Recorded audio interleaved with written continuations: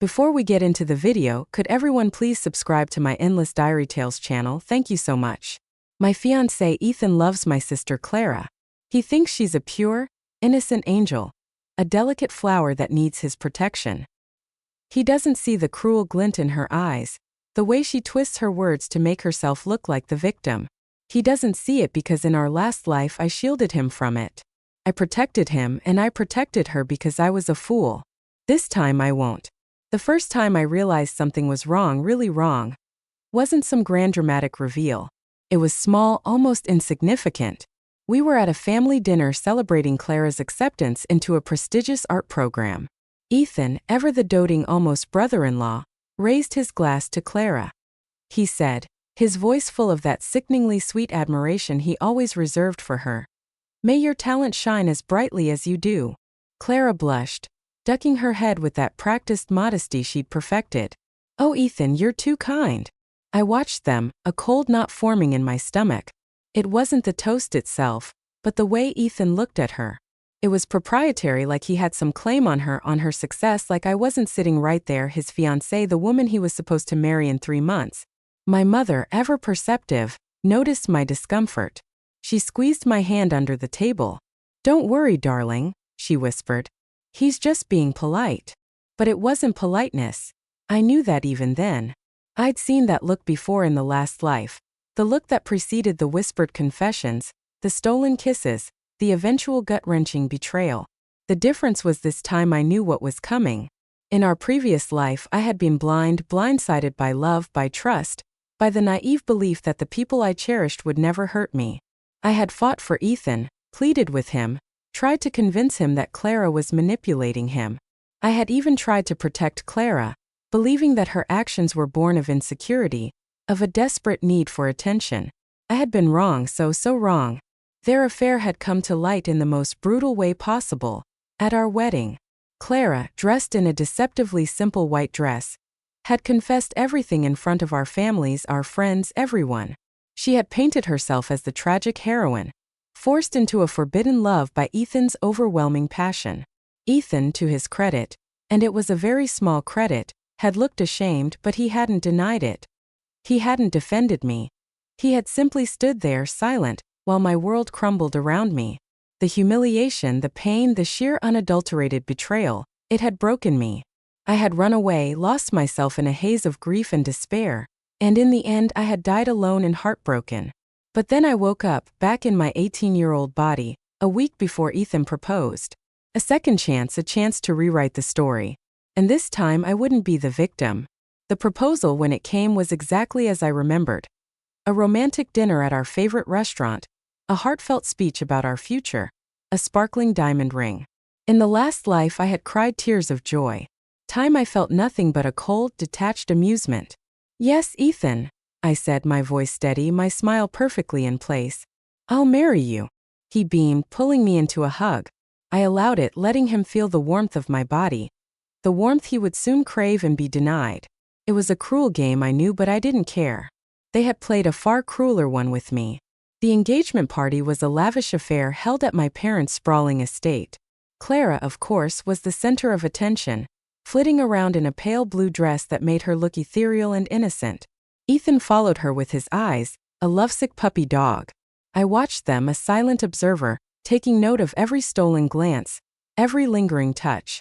I saw my parents' concerned looks, my friends' whispered questions. They didn't understand why I wasn't reacting, why I wasn't fighting for my fiancé. "Are you all right, Amelia?" my best friend Sophie asked, her voice full of worry. "I'm fine, Sophie," I said, offering her a reassuring smile. "Just a little overwhelmed, that's all." She didn't look convinced, but she didn't press the issue. Sophie, bless her heart, had always been too trusting, too quick to believe the best in people. She couldn't see the darkness that lurked beneath Clara's sweet facade. But I could, and I was waiting. The first deliberate step I took was subtle. I started to accidentally leave my phone unlocked with messages from Ethan displayed prominently. Messages where he gushed about Clara's artistic soul, her unique perspective, her fragile beauty. Messages that, taken out of context, could be interpreted as deeply inappropriate. I made sure Clara saw them. I watched her carefully, the flicker of triumph in her eyes as she read the messages, the smug little smile that played on her lips. She thought she was winning. She thought she was pulling the wool over everyone's eyes. Then I started to withdraw from Ethan ever so slightly. I was busy with work, with wedding preparations, with anything that kept me away from him. I made sure he felt neglected, overlooked, while simultaneously praising Clara's dedication to her art, her passion, her drive. I was building him up and tearing him down all at the same time. One evening, about a month before the wedding, Ethan came to my apartment, his face a mask of frustration. "Amelia, we need to talk," he said, his voice tight. "Of course, Ethan," I said, gesturing for him to sit down. "What's on your mind?" He paced the room, running a hand through his perfectly styled hair. "I feel like we're drifting apart, like you're not present." I feigned surprise. "Not present, Ethan? I'm planning our wedding. I'm juggling a million things. Of course, I'm a little stressed. But it's more than that," he insisted. "You're distant. You don't look at me the way you used to." There it was, the insecurity, the doubt. I had planted the seed, and now it was starting to sprout. "Ethan," I said softly, reaching out to take his hand, "I love you, you know that.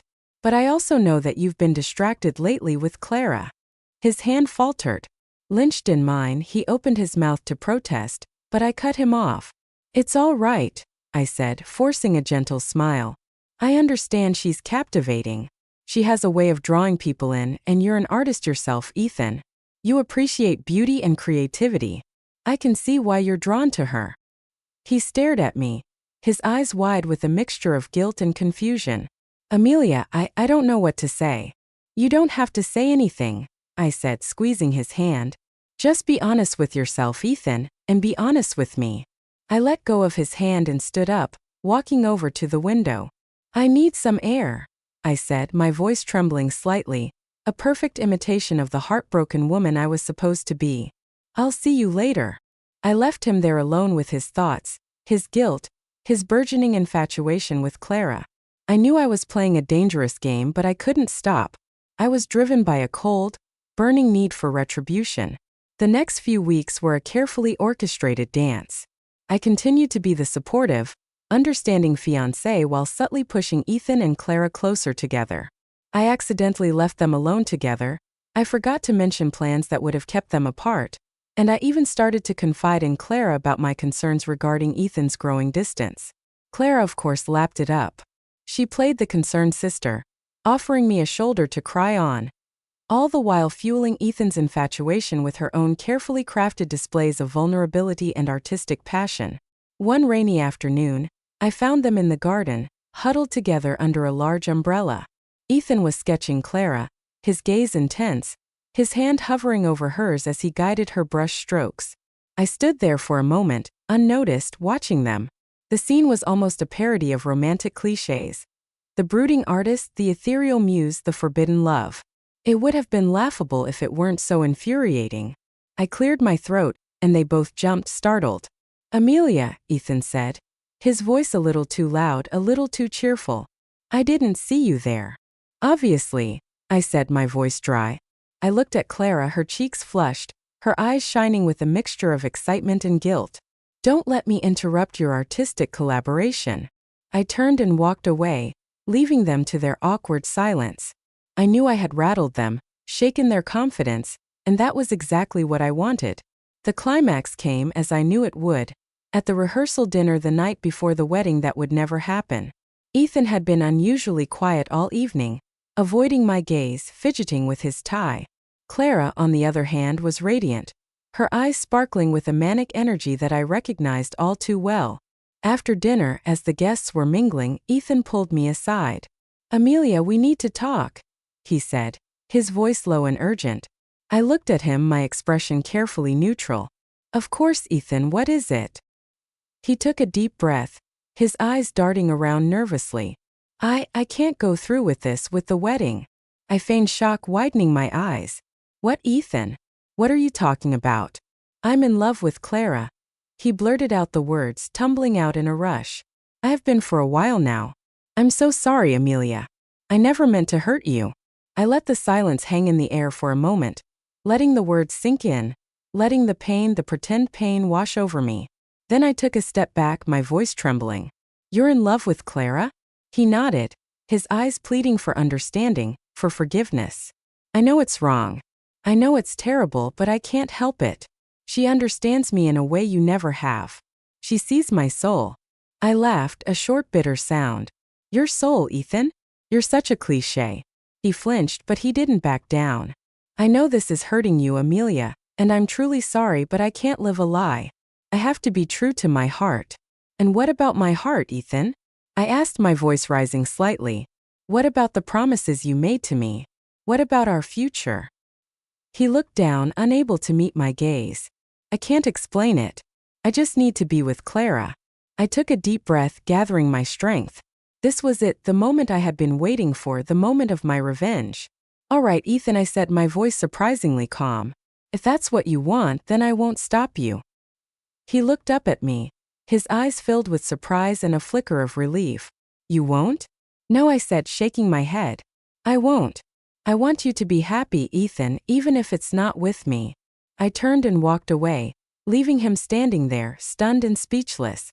I walked back into the party, my head held high, a small smile playing on my lips. I found Clara standing near the bar, sipping champagne, her eyes searching the room for Ethan. She saw me, and her smile faltered. Amelia, she said, her voice hesitant. Is everything all right? I stopped in front of her, looking her directly in the eyes. Everything is perfect, Claire, I said, my voice clear and strong. Ethan just told me everything. He told me he's in love with you. Clara's eyes widened and a slow smile spread across her face. A smile of triumph, of victory. He did? Yes, I said, nodding. And I told him I wouldn't stand in his way. I told him I want him to be happy. Clara's smile grew even wider. Oh, Amelia, you're so generous, so understanding. I am, aren't I?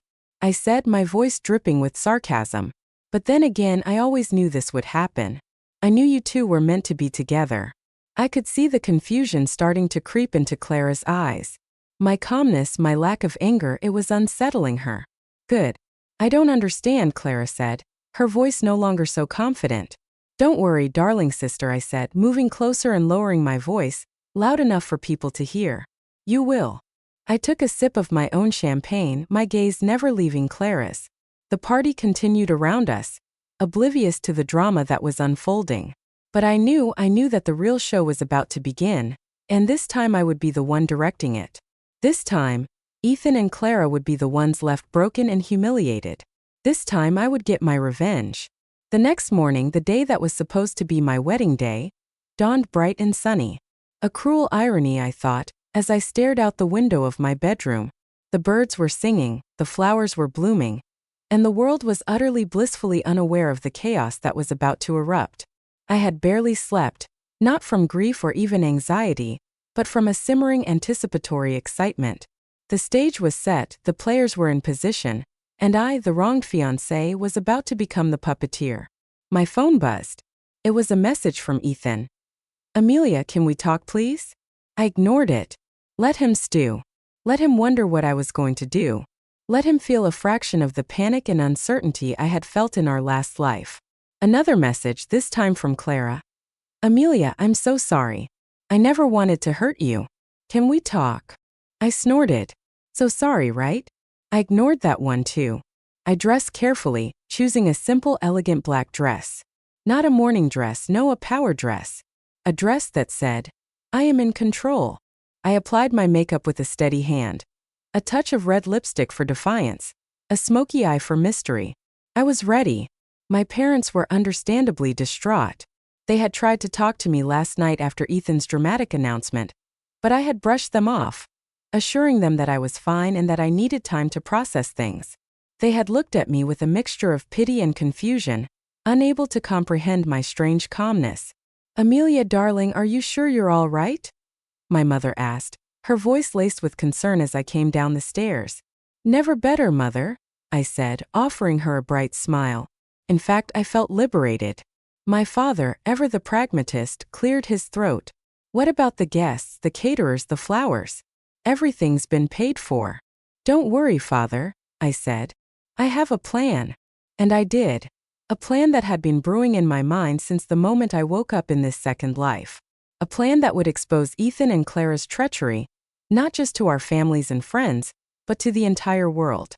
I had, over the past few weeks, subtly cultivated a relationship with a gossip columnist, a woman named Veronica Vance, known for her ruthless exposés and her insatiable appetite for scandal. I had fed her tidbits of information, hints of a forbidden romance, a love triangle brewing within a prominent wealthy family. I had painted a picture of myself as the innocent victim, unaware of the betrayal unfolding behind my back. Veronica, of course, had been hooked, and she was here today, disguised as one of the catering staff, ready to witness the fireworks. The guests started to arrive, unaware that the wedding they were expecting had been replaced by something far more spectacular. I greeted them with a serene smile, accepting their condolences, their confused inquiries, their veiled pity. "Where's Ethan?" Sophie asked, her brow furrowed with worry. "And Clara? What's going on?" "All will be revealed soon, Sophie," I said, my voice enigmatic. "Just trust me." I saw Clara arrive. Escorted by her parents, she was wearing a pale pink dress, a pathetic attempt at looking innocent and demure. She looked pale and nervous, her eyes darting around the room searching for Ethan. Ethan arrived shortly after, alone. He looked even more distraught than Clara, his hair disheveled, his eyes bloodshot. He made a beeline for me, his face a mixture of desperation and fear. "Amelia, please," he begged, grabbing my arm. "We need to talk. You can't just—" I pulled my arm away, my smile never faltering. "Talk? What is there to talk about, Ethan? You made your choice. You chose Clara. Now, if you'll excuse me, I have guests to attend to." I left him standing there, speechless, as I moved through the crowd, playing the gracious hostess, the wronged bride, the picture of serene composure. The tension in the room was palpable. Everyone was waiting, anticipating, wondering what was going to happen. Finally, when everyone was assembled, I climbed onto a small stage that had been set up for the wedding ceremony. I tapped the microphone, and a hush fell over the room. "Good morning, everyone," I said, my voice clear and strong. "As you all know, today was supposed to be my wedding day. However, as some of you may have heard, there has been a slight change of plans." I paused, letting my words sink in. I saw Ethan and Clara standing at the edge of the crowd, their faces pale with dread. "My fiancé, Ethan," I continued, my voice laced with a hint of sarcasm, "has decided that he is no longer in love with me. He has, in fact, fallen in love with my sister, Clara." A collective gasp rippled through the room. People started whispering, murmuring, staring at Ethan and Clara with a mixture of shock and morbid curiosity. Clara made a small whimpering sound, and I saw her parents reach out to comfort her, their faces a mixture of anger and embarrassment. "Now I could stand here and cry," I continued, raising my voice slightly. "I could scream and shout and accuse them of betrayal. I could tell you how heartbroken I am, how devastated, how utterly crushed." I paused again, letting my gaze sweep across the room. "But I won't, because frankly, I'm not heartbroken. I'm not devastated. I'm relieved." A murmur of surprise went through the crowd. I saw Veronica Vance in her catering uniform, scribbling furiously in a small notebook, her eyes gleaming with excitement. "You see," I said, leaning into the microphone, I knew. I knew about Ethan and Clara's affair. I knew about their stolen kisses, their whispered promises, their pathetic attempts at secrecy. I saw Ethan flinch, his face turning a shade of crimson. Clara, on the other hand, was staring at me with wide, terrified eyes. "I knew because I lived it before," I said, my voice dropping to a near whisper. "In another life, I was the naive, trusting fiancé, the one who was blindsided by their betrayal. In that life, I was humiliated, heartbroken, and ultimately I died." A stunned silence filled the room. People were staring at me as if I had lost my mind, but I didn't care. I had their attention, and I was about to deliver the final blow. "But this is not that life," I said, my voice regaining its strength. "This is a second chance, a chance to rewrite the story, and this time I refused to be the victim." I reached into my pocket and pulled out a small USB drive. "I have here," I said, holding it up for everyone to see, "proof of Ethan and Clara's affair. Emails, text messages, photos, everything." I walked over to a nearby laptop that was connected to a large projector screen. I inserted the USB drive, and a folder appeared on the screen labeled simply Evidence. "I suggest you all take a look," I said, my voice dripping with icy calm. "See for yourselves the kind of people Ethan and Clara truly are." I stepped back and chaos erupted. People surged forward, eager to see the scandalous evidence. The screen filled with images and messages revealing the depth of Ethan and Clara's deception. I watched as the truth unfolded before their eyes. The whispered confessions of love, the clandestine meetings, the cruel remarks about me, the plans they had made for their future together. A future built on my pain. I saw the horror on my parents' faces, the disgust on my friends, the shock and glee on the faces of those who had always secretly envied me. I saw Ethan and Clara shrinking under the weight of their exposed lies, their faces contorted with shame and humiliation. Veronica Vance was in her element, snapping photos, taking notes, her face beaming with predatory glee. This was the story of the year, and she had a front row seat. The room was a cacophony of gasps, whispers, accusations. My parents confronted Ethan and Clara, their voices shaking with rage. Sophie, my loyal friend, was in tears, apologizing for not believing me, for not seeing through Clara's lies. I stood there amidst the chaos, feeling a strange sense of detachment. It was as if I was watching a play, a drama that I had written and directed, but in which I had no emotional stake. After what seemed like an eternity, but was probably only a few minutes, I raised my hand, and the room gradually fell silent.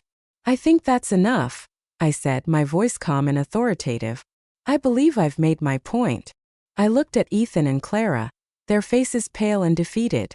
"I have nothing more to say to you," I said, my voice cold and devoid of emotion. "I wish you both well. I wish you nothing. Get out." They didn't argue, they didn't plead. They simply turned and fled, their heads bowed in shame, their reputations ruined, their future uncertain. The guests started to disperse, some offering me their condolences, others their congratulations, most simply staring at me with a mixture of awe and disbelief. My parents approached me, their faces etched with a mixture of anger, sadness, and a grudging admiration. "Amelia," my mother said, her voice trembling. I don't know what to say. I'm so sorry, we should have believed you." "It's all right, Mother," I said, offering her a small smile. "It's over now." My father put a hand on my shoulder, his grip firm. "You were incredibly brave, Amelia," he said. I shrugged. "Sometimes ruthlessness is necessary." Sophie rushed over, throwing her arms around me. "Oh, Amelia, I'm so sorry. I should have seen it. I should have known. Can you ever forgive me?" "Of course, Sophie," I said, hugging her back. "You were just being a good friend. You believe the best in people. There's nothing wrong with that." Veronica Vance approached me, her eyes shining with excitement. "Amelia, that was incredible. The story of the year. Can I get an exclusive interview?" I smiled. "Of course, Veronica. Let's give the people what they want." And so the story of my wedding became a national sensation. The scorned fiancé who exposed her cheating fiancé and her treacherous sister, the woman who turned the tables on her betrayers, the ultimate revenge story. I became an instant celebrity, a symbol of female empowerment, a woman who refused to be a victim.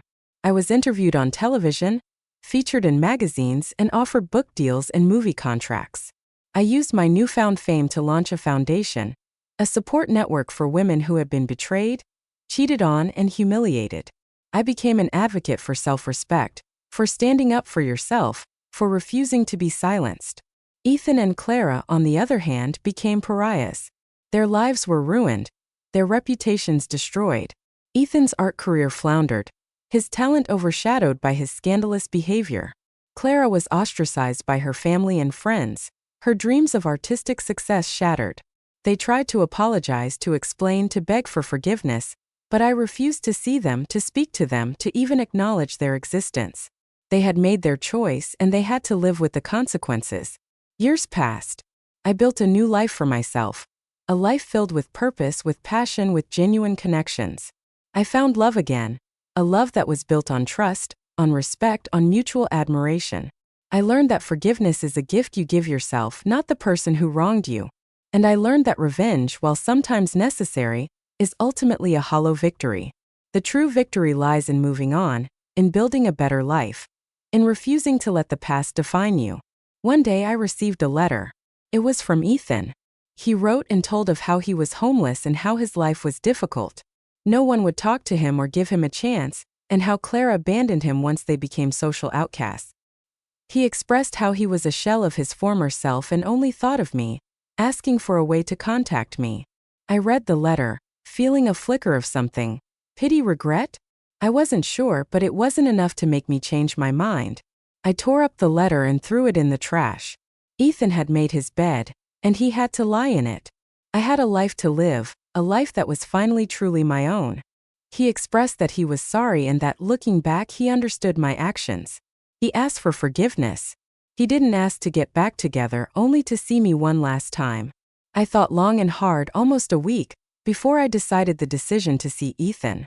After all those years, it wasn't easy. One part of me, the part that still carried the scars of his betrayal, screamed at me to refuse to maintain the distance I had so carefully cultivated. But another part, a part that was perhaps more curious than forgiving, urged me to consider it. It wasn't about him, I realized. It wasn't about giving him closure or absolution or any semblance of the forgiveness he craved. It was about me, about proving to myself that I had truly moved on, that I was no longer the wounded, heartbroken girl he had left behind. So I agreed. I sent a terse reply instructing him to meet me at a small, quiet cafe in a neutral part of town, a place where I wouldn't feel trapped, a place where I could easily escape if the meeting became too overwhelming.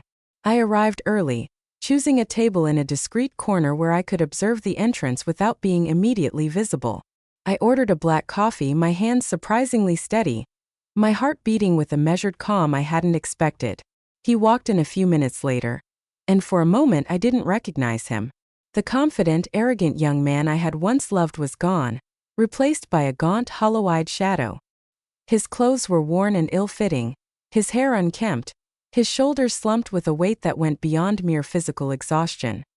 He spotted me and hesitated, his gaze flickering with a mixture of hope and apprehension. He approached slowly, his steps uncertain, like a man walking on eggshells. "Amelia," he said, his voice barely audible. "Thank you for agreeing to see me." "Sit down, Ethan," I said, my voice neutral, devoid of any warmth or welcome. He slid into the chair opposite me, his hands fidgeting nervously on the table. He looked at me, his eyes searching mine, perhaps looking for a trace of the woman he had once known, the woman he had so carelessly discarded. "You look different," he said, his voice filled with a mixture of surprise and something that might have been regret. "So do you," I replied, my tone blunt. "Life hasn't been kind to you, has it?"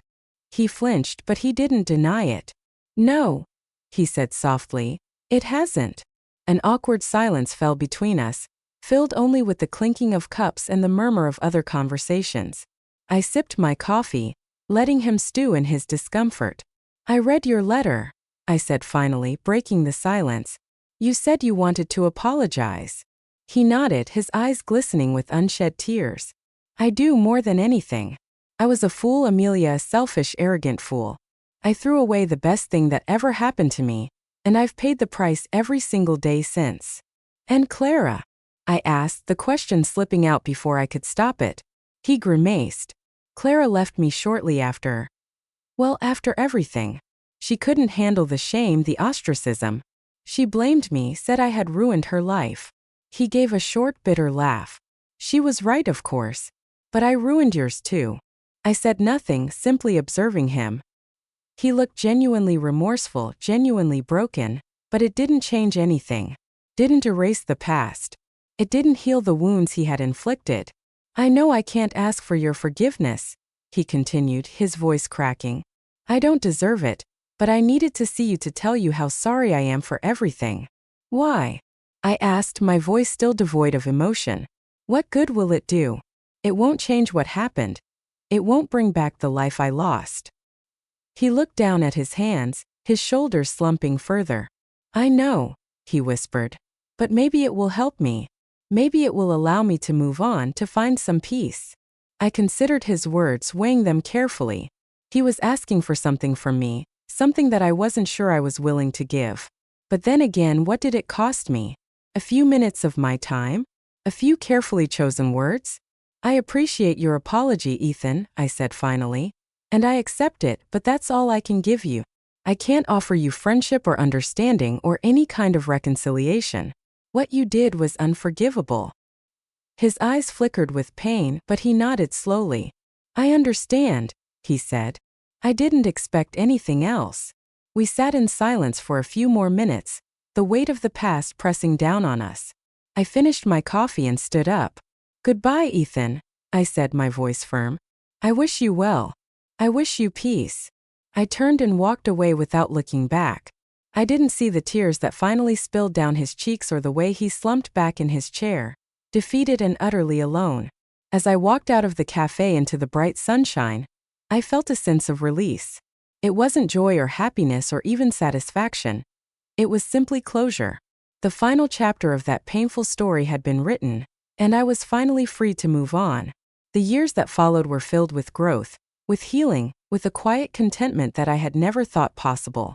My foundation thrived, helping countless women find their voice, their strength, their independence. My personal life blossomed. My marriage to David, a man who cherished and respected me, was a source of constant joy and support. I never forgot Ethan or Clara or the lessons I had learned from their betrayal, but they no longer held any power over me. They were simply figures in a distant past, a reminder of the darkness I had overcome and the strength I had found within myself. One day, many years later, I received a call from my mother. She sounded hesitant, almost embarrassed. "Amelia," she said, "I ran into Clara today at the grocery store." My heart skipped a beat. I hadn't heard Clara's name spoken in years. "Oh," I said, trying to keep my voice neutral. "She asked about you," my mother continued. "She wanted to know how you were doing." I waited, curious despite myself. "I told her you were well," my mother said. "I told her you were happy. And," I prompted. "She cried," my mother said, her voice filled with a mixture of sadness and pity. "She said she was sorry for everything. She said she had made so many mistakes, and that she had lost everything that truly mattered." I said nothing. I felt no satisfaction, no triumph, only a weary sadness. Clara's life, like Ethan's, had been irrevocably damaged by their choices. While I had found peace and happiness, they were still trapped in the wreckage of their past. She asked if I would ever forgive her. My mother said, her voice barely a whisper. I took a deep breath. "Tell her," I said, my voice firm, "that forgiveness is not mine to give. Tell her that she needs to forgive herself." I hung up the phone feeling a sense of finality. The story was truly over. There were no more loose ends, no more lingering questions. I had moved on and they had to find their own way. My life wasn't perfect. There were still challenges, still moments of doubt and uncertainty. But I had learned to face them with courage, with resilience, with the unwavering knowledge that I was strong, that I was worthy, that I deserved to be happy. And that, in the end, was the greatest revenge of all. Not the downfall of those who had wronged me, but the building of a life that was filled with love, with purpose, with a quiet, unwavering joy that no one could ever take away. I looked at a photo of me and David, a loving, caring, respectful man. We were in the Caribbean. We took this picture a year after we were married. I was glad I had met him. He deserved the world. He looked me in the eyes and asked, "Who's on your mind?" I smiled, kissed him on the cheek, and snuggled close to him. I looked him in the eyes, and before I could say anything, he followed up, "Is it that guy? Is he the reason why we aren't having kids yet?" "No, David, I told you I am over it. He doesn't have power over me." He looked at me suspiciously, as if he didn't believe me. "It's not about having power over you. It is about the trauma. Are you sure you do not want therapy?" I smiled. "Having kids is a huge step. I will let you know when I am ready. I am not ready yet. It has been 8 years, 2 years of dating and 6 years of marriage. Are you sure it isn't because you think they will turn out like him? That fear of yours is creeping in again. You know our kids wouldn't be like that." I got annoyed, got up and walked away. I stood at the balcony, gazing at the skies. I smiled. I thought to myself, here we go again, therapy, kids. Those two topics I hate to talk about, especially the kids part. Why is he so obsessed with having them? I am only 29. Can he give me a break? I wondered. I got interrupted from my thoughts. David hugged me from behind and gave me a kiss on my cheeks. "I am sorry, baby. It's not what I meant to do." I know you will tell me when you are ready. Please don't be mad at me. It's okay. I know how you feel. I know you don't mean any harm, so we are good.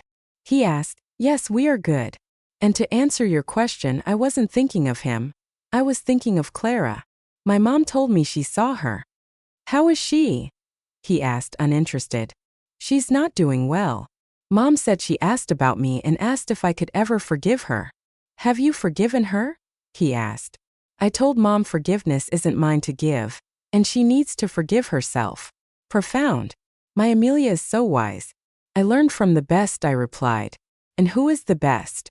He curiously asked, looking me in the eyes, waiting for my answer. I smiled. You, of course, silly. I pushed him away slightly as I walked to the living room. He followed me. We spent the rest of the day talking and laughing. I looked at David. Thank you for accepting me and loving me despite my flaws and history. He smiled. I love you, Amelia, and I will always be here for you. And at that moment, looking at David, his eyes sincere and full of love, I finally felt at peace. Ethan and Clara were finally a shadow of the past. They had no power over my today nor my future.